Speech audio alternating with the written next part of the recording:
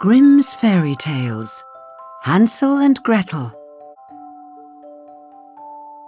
Once there was a woodcutter who had two children, a boy called Hansel and a girl called Gretel.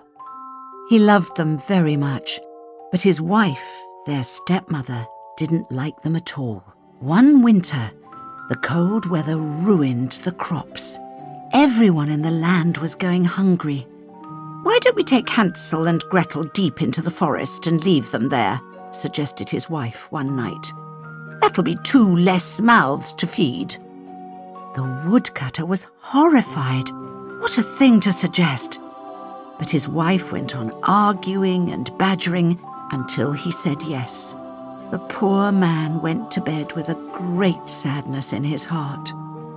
Hansel and Gretel were still awake because their tummies were rumbling with hunger. They heard every single word their cruel stepmother said. Hansel comforted Gretel and said, "Don't worry, we'll find our way back somehow." When the house was quiet, Hansel crept downstairs to the garden and filled his pockets with lots of tiny white stones.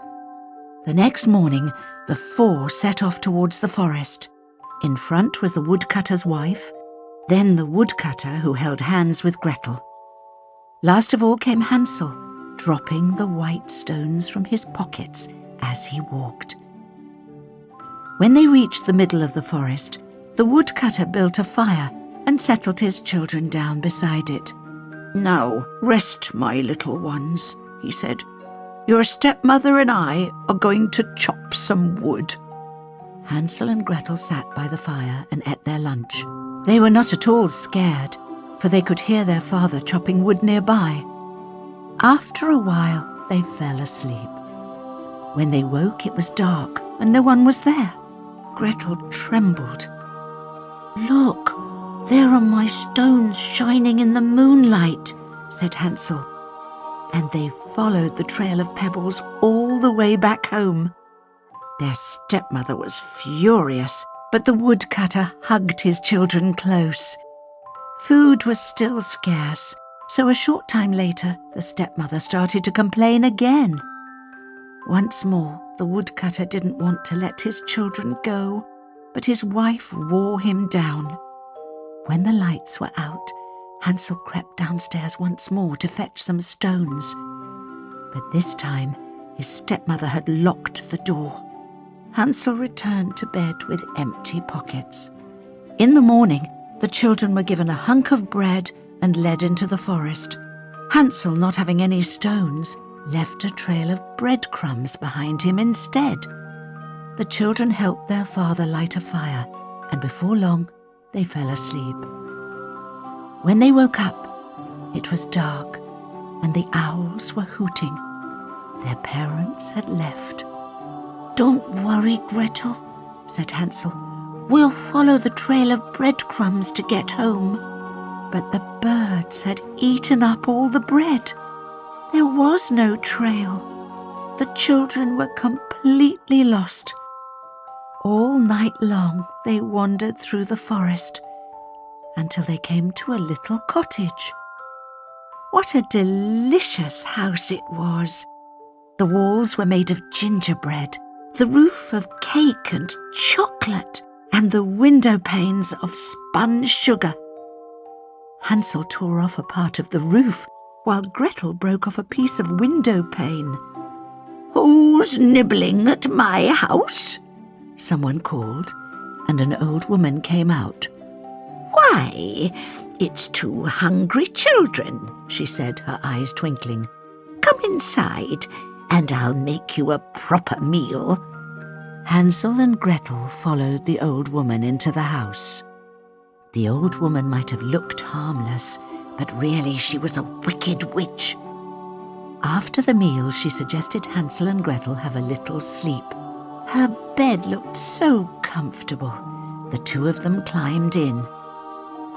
Early next morning, the witch dragged Hansel out of bed and locked him in a cage. Then she kicked Gretel awake and said, "Light the fire, child. We're making some porridge to fatten up your brother. When he is nice and plump, I shall roast him and eat him." Gretel was given only scraps to eat, while Hansel was fed all kinds of delicious food. Every day the witch went up to the cage and said, "Stretch out a finger, you little brat.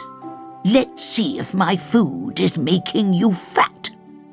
Hansel, who knew the witch could not see very well, would stick a chicken bone through the bars. "Bah!"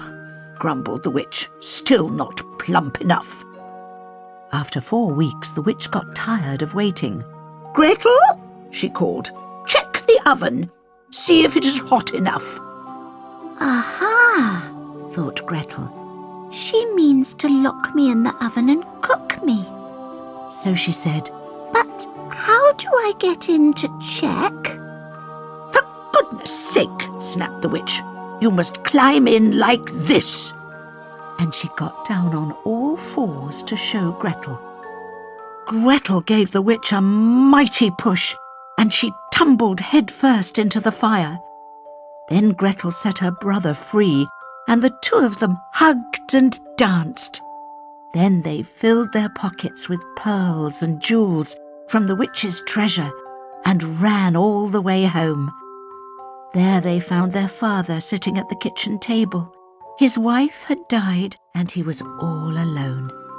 Hansel and Gretel ran to him and hugged and kissed him. Then they emptied out their pockets until the table was covered in pearls and jewels. "We shall never be poor or hungry again," said Gretel. And the three of them lived together in perfect happiness.